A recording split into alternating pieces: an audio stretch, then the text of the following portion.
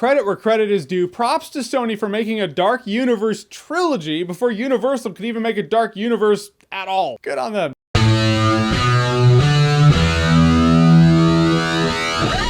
Hotel Transylvania 3. So Hotel Transylvania 3 is the third movie in the Hotel Transylvania movies. Full disclosure, I never saw the second one. I don't even know why. I don't remember why. Sure, it was a weekend where it was just like, I got other things to do. But this stars the voice talent of Adam Sandler and his crew. We can say his crew, right? We all know who his crew is. Adam Sandler plays Dracula and the rest of his friends play monsters. You also have Selena Gomez who plays his daughter. And they go out there on vacation on a cruise and Dracula kind of gets love struck. I wonder what's gonna happen. Trust me, by the time you see her, you know exactly how it's gonna go down. So much so I feel like I can spoil the movie for you because nothing's gonna surprise you. I'm not going to though. I'm not gonna spoil it. And what I liked about the movie is I like the animation style. I thought the animation style is fun. Someone gets hit, it does that one frame from here to here. It's Samurai Jack animation. Sometimes people do that thing where their head's moving differently than their body. Like their head's staying still and their body's just like a limp noodle going everywhere. It translated well to a kid's movie and it translated well to a kid's movie with monsters. That's really where my enjoyment of the movie dies. This movie was a bit too much for me. And by too much, I mean it was too much where it needed less and it wasn't enough where it needed more. The plot is pretty basic. So basic, in fact, I feel like the main plot of this movie is 5 pages of script. But it's a kid's movie, we gotta entertain kids, right? So let's entertain kids. With sensory overload, the likes of which to keep up, you will need childlike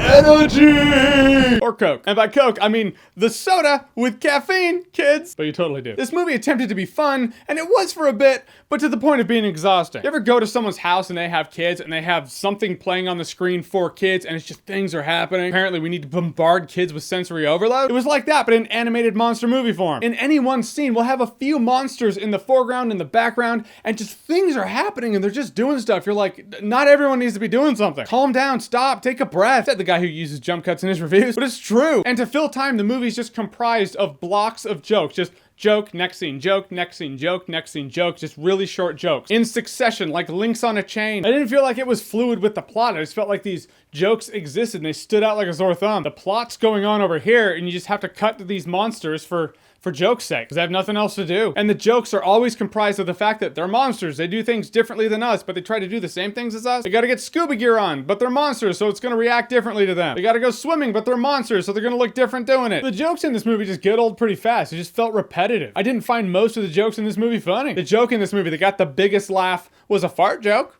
Take that as you will. It's that stacked into a frame where there's too much going on at any given moment. It's so dense. Every frame has so much going on. We've heard it before. Wasn't good then, not great now. This movie has such sensory overload. In fact, all it's missing is that soundbite. You know the one. The thing I like the most, actually, above the animation, was actually the message. Where it has the basic message of monsters may look different than us, but it doesn't mean they're not the same. But this movie makes an attempt to go a little deeper. I'm not saying they go full ending of American History X or anything like that, but this movie delved into an angle of how it exists. I thought that was really gutsy and really impressive, where most movies just stop at the fact of the matter. They stop at the what? They stop at the fact of addressing that prejudices exist. The fact that it addressed the how. Well, anyway, I'm not saying there's like the way, this one thing that happens that causes prejudice, but I liked how it showed how they have a tendency to get passed down. Now, if only that message was in a movie that was better, that'd be ideal. In the end, I'm watching this movie and I just felt like it was a straight to DVD movie. But it's not about me, it's about the consumers. The kids did laugh in a few parts. Sometimes they were talking, I don't know if they were talking about the movie or asking their parents about the movie.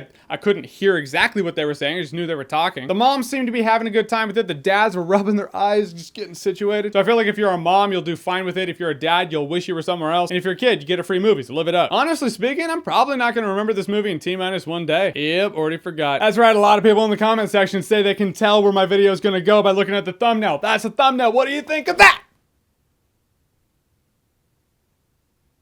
You're not subscribing, are you? Okay. Alright, so Hotel Transylvania 3, have you seen it? What did you think about it? Whatever you thought, comment below, let me know. And as always, if you like what you've seen here and you want to see more, click right here to see more.